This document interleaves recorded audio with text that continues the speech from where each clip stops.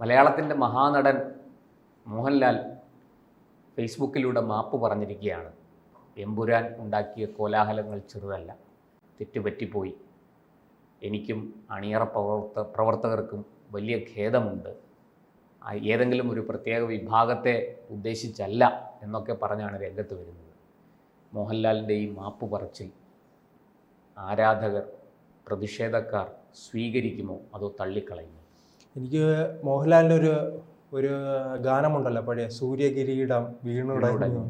അതേ അവസ്ഥയാണ് ഇപ്പോൾ മോഹൻലാലിൻ്റെ അവസ്ഥ. എന്തായാലും സൂര്യകിരീടം വീണുടഞ്ഞു. കാരണം 10-40 വർഷമായി അദ്ദേഹം ഈ സിനിമാ മേഖലയിലുണ്ട്, അദ്ദേഹത്തെ ആരാധിക്കുന്നു.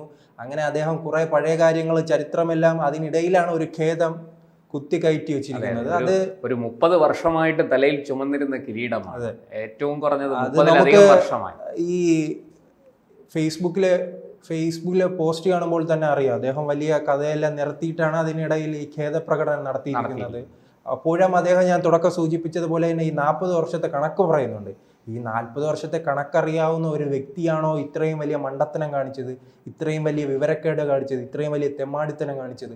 ഇദ്ദേഹം തിരക്കഥ വായിച്ചില്ലെന്നാണ് അവസാനം ഇദ്ദേഹത്തിന്റെ വലങ്കൈയായി നിൽക്കുന്ന മേജർ രവി ഉൾപ്പെടെയുള്ളവർ പറയുന്നത്. അയാൾക്ക് എന്താ അത്ര ഒരു സിനിമാ നടന അനുഭവമാണല്ലോ ഏറ്റവും പ്രധാനപ്പെട്ടത്. അദ്ദേഹം ഇത്രയും ഈ സിനിമയെക്കുറിച്ച് ഒന്നും അറിയാതെയാണോ അഭിനയിച്ചിരിക്കുന്നത്? അല്ല, അത് ശ്രീജിത്ത് പറഞ്ഞത് ശരിയാണ്. ചില സിനിമകൾ അദ്ദേഹം അഭിനയിച്ചത് 8 നിലയിൽ പൊട്ടിയിട്ടുണ്ട്. അപ്പോഴൊക്കെ സ്ഥിരമായിട്ട് നമ്മൾ പറഞ്ഞു കേൾക്കുന്ന ഒരു കാര്യമാണ്, അത് ലാൽ സാറ് തിരക്കഥ വേണ്ട വിധത്തിൽ വായിച്ചിരുന്നില്ല, അദ്ദേഹത്തിൻ്റെ PA ആണ് വായിച്ചത് എന്നൊക്കെ. ഇത് വാസ്തവത്തിൽ ഒരു എന്താ പറയുക, ഒരു ഈ മെഴുകലാണ്. അങ്ങനൊരു മെഴുകൽ എമ്പുരാൻ്റെ കാര്യത്തിൽ വിജയിക്കുമോ? അല്ലെ, മെഴുകൽ ഇപ്പോൾ വിജയിക്കില്ലെന്നാണല്ലോ മനസ്സിലായത്. ഈ 2 ദിവസം അദ്ദേഹം മൗനത്തിലായിരുന്നു. ഇങ്ങനെ നാം ഇതുമായി ബന്ധപ്പെട്ട് പല മാധ്യമങ്ങളിലും വരുന്ന വാർത്ത എന്നാണ്, കൂടെ നിൽക്കുന്നവർക്ക് അവർ പറയും അല്ലെ, അടുത്ത വൃത്തങ്ങളെ അറിയിച്ചു മോഹൻലാലിന് വിഷമമുണ്ട്, മോഹൻലാലിന് വേദനിച്ചു, മോഹൻലാൽ കരയുന്നു. അങ്ങനെ കരഞ്ഞിപ്പോൾ എന്തായാലും ഒരു മാപ്പ് പുറത്തു വന്നിട്ടുണ്ട്. പക്ഷെ അതൊന്നും ജനങ്ങൾ ഇപ്പോൾ കാര്യമായി എടുത്തിട്ടില്ല. കാരണം എല്ലാവരും ചോദിക്കുന്നത് പോലെ പൃഥ്വിരാജിന് ആ സ്വഭാവം ഉണ്ടെന്നറിയാം. അദ്ദേഹത്തിന് ഇതൊന്നുമല്ല അദ്ദേഹത്തിന്റെ തുടക്കം. അദ്ദേഹം ഇങ്ങനെ നിരന്തരം ഗാസയുമായി ബന്ധപ്പെട്ടും ലക്ഷദ്വീപുമായി ബന്ധപ്പെട്ടും 2021 കുറിച്ചും അദ്ദേഹത്തിന്റെ വീരപുരുഷൻ തന്നെ വാര്യംകുന്നനാണ്. അപ്പോൾ അങ്ങനെ വാര്യംകുന്നനെ ആരാധിക്കുന്ന ആളെ നാം എന്ത് പറയാനാണ്? അദ്ദേഹത്തെ കുറ്റപ്പെടുത്തേണ്ട കാര്യമില്ല. അദ്ദേഹത്തിനും സ്വാതന്ത്ര്യമുണ്ട് ഇന്ത്യയിൽ ജീവിക്കാൻ, അല്ലെ? കാരണം ഈ കസബിനെ പോലും, ഇന്ത്യയെ വേട്ടയാടിയ ഭീകരവാദിയായ കസബിനെ പോലും ഇന്ത്യ മനുഷ്യത്വപരമായല്ലേ പരിഗണിച്ചിരുന്നത്. അദ്ദേഹത്തിന് അന്ന് കേസ് വാദിക്കാൻ വക്കീലിനെ അനുവദിച്ചില്ലേ, അദ്ദേഹത്തിന് സുരക്ഷ ഒരുക്കിയില്ലേ. അങ്ങനെ തീവ്രവാദികളെ പോലും പരിഗണിക്കുന്ന ഇന്ത്യക്ക് ഇതുപോലുള്ള ഈ രായപ്പന്മാരെ പരിഗണിക്കുന്നതൊന്നും ഒരു വിഷയമല്ല. പക്ഷെ മോഹൻലാലിന്റെ ഭാഗത്ത് നിന്നും ഇങ്ങനെ ഉണ്ടായപ്പോൾ കേരളത്തിലെ ജനങ്ങൾക്കല്ല, അദ്ദേഹത്തിന്റെ ആരാധകർ തന്നെയാണ് എതിർക്കുന്നത്. അല്ലാതെ അദ്ദേഹത്തിന് ഇപ്പൊ പൊതുജനങ്ങൾക്ക് രാവിലെ ജോലിക്ക് പോകുന്നതിന് മോഹൻലാലിന്റെ കാര്യം അറിയേണ്ട കാര്യമില്ലല്ലോ, അല്ലെ?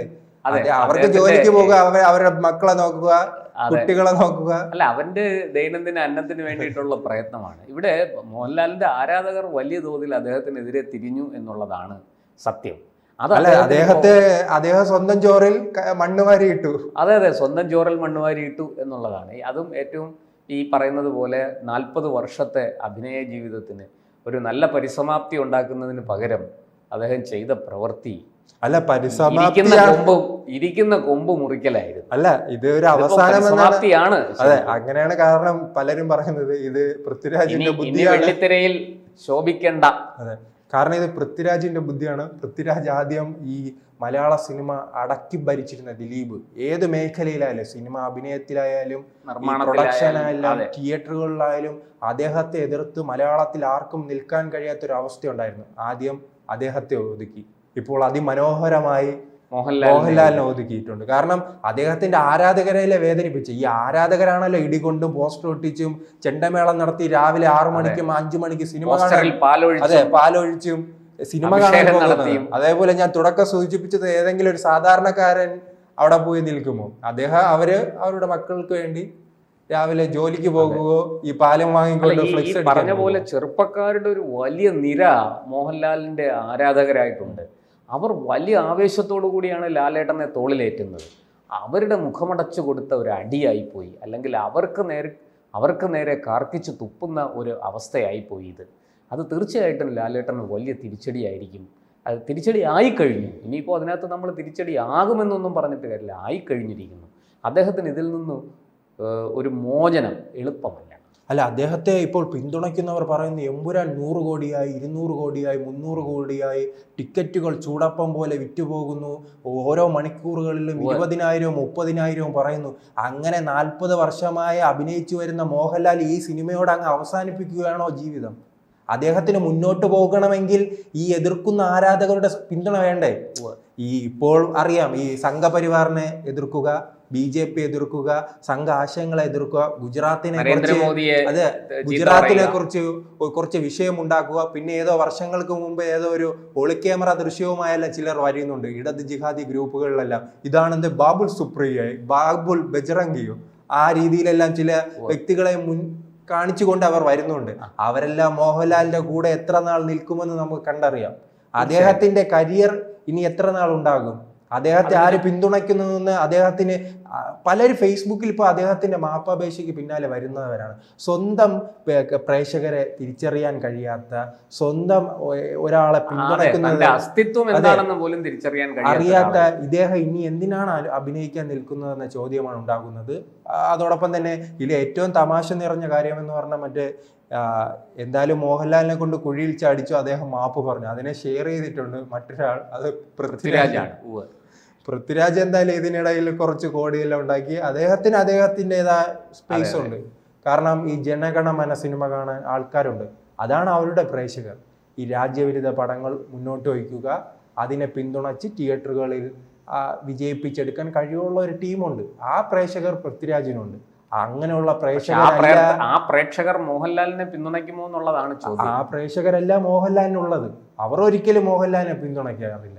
കാരണം മോഹൻലാലിന്റെ ചില മറ്റ് നിലപാടുകളുണ്ടല്ലോ, ആ നിലപാടുകൾക്കെല്ലാം എതിരായി നിൽക്കുന്നുണ്ട്. അതോടൊപ്പം തന്നെ അത് ചോദിച്ചുകൊണ്ട് പറയാം, എന്താണ് ഇദ്ദേഹത്തിന്റെ നിലപാട് എന്ന് നാം ചിന്തിക്കേണ്ടിയിരിക്കുന്നു. ഈ ശബരിമലയിൽ പോകുന്നു, മാതാ അമൃതാനന്ദമയെ കാണാൻ പോകുന്നു, അല്ലെ? കൊറോണ സമയത്ത് പാത്രം കൊട്ടി മോദിക്ക് പിന്തുണ അറിയിക്കുന്നു. അങ്ങനെയെല്ലാം ചെയ്യുമ്പോഴും പല നിർണായക ഘട്ടത്തിലും ഓടി മുറിക്കുള്ളിൽ ഒളിക്കുന്ന ഒരു മനുഷ്യനാണ് ഈ മോഹൻലാൽ. വേണ്ട സമയത്ത് വേണ്ടതുപോലെ പ്രതികരിച്ചിട്ടില്ല. നാം കണ്ടിരുന്നു അയോധ്യയുമായി ബന്ധപ്പെട്ട് ബോളിവുഡിലെ എല്ലാ നടന്മാരും, ക്രിക്കറ്റ് താരങ്ങളും, ബിസിനസ്സുകാരും ഉൾപ്പെടെയുള്ളവർ നെഞ്ചുവിരിച്ച് അവിടേക്ക് പോകുമ്പോൾ ഇദ്ദേഹം ഒളിച്ച് വീട്ടിലിരിക്കുകയാണ്. കുംഭമേളയുമായി ബന്ധപ്പെട്ട് എന്താണ്, കേരളത്തിൽ 2 ലക്ഷത്തിലധികം പേർ പങ്കെടുത്തു എന്നും, പിന്നെ നമുക്കറിയാവുന്ന 10 പേരെങ്കിലും പങ്കെടുത്തിട്ടുണ്ട് എന്ന് നിലവിളിക്കുന്ന സിന്ധു സൂര്യകുമാറിനെ കണ്ട നാട്ടിൽ നിന്ന് പോലും ഈ മോഹൻലാലിന് അങ്ങോട്ട് പോകാൻ പേടിയാണ്. അങ്ങോട്ട് പോകാൻ പേടിയെന്ന് മാത്രമല്ല, കുംഭമേളയ്ക്ക് അനുകൂലമായ ഒരു വാക്കുപോലും അദ്ദേഹം പറഞ്ഞില്ല. അദ്ദേഹത്തിന്റെ പേടിയും ഭയവും എല്ലാം മാറി. ഇനി എന്തായാലും അദ്ദേഹത്തിന് ഇനി മാതാ അമൃതാനന്ദമയോടൊപ്പം ആ ആശ്രമത്തിൽ ജീവിക്കുന്നതായിരിക്കും നല്ലത്. കാരണം ഇനി അദ്ദേഹത്തിന്റെ സിനിമകൾ ഒന്നാമത് തന്നെ അദ്ദേഹത്തിന്റെ ലൂസിഫറിന് മുൻപ് നമുക്കറിയാം എല്ലാ സിനിമകളും ഒടിയൻ ഉൾപ്പെടെയുള്ള, അല്ലെ, വാലിബനോ അങ്ങനെ അടക്കമുള്ള ഇറങ്ങിയ സിനിമകളെല്ലാം പരാജയമായിരുന്നു. അപ്പോൾ ഇനിയിപ്പോ മോഹൻലാലിന് ഒരു തിരിച്ചുവരവ് സാധ്യത. അദ്ദേഹത്തെ രക്ഷിക്കാൻ കഴിയുന്ന മാതാ അമൃതാനന്ദമയിക്കായിരിക്കും. അദ്ദേഹത്തിന് അവിടെ ഏതെങ്കിലും ഒരു ആശ്രമത്തിൽ ഒരു റൂം നൽകുകയാണെങ്കിൽ അവിടെ അദ്ദേഹത്തിന്റെ ശിഷ്ടകാലം ജീവിച്ചു തീർക്കാമെന്നാണ് എനിക്ക് തോന്നുന്നത്.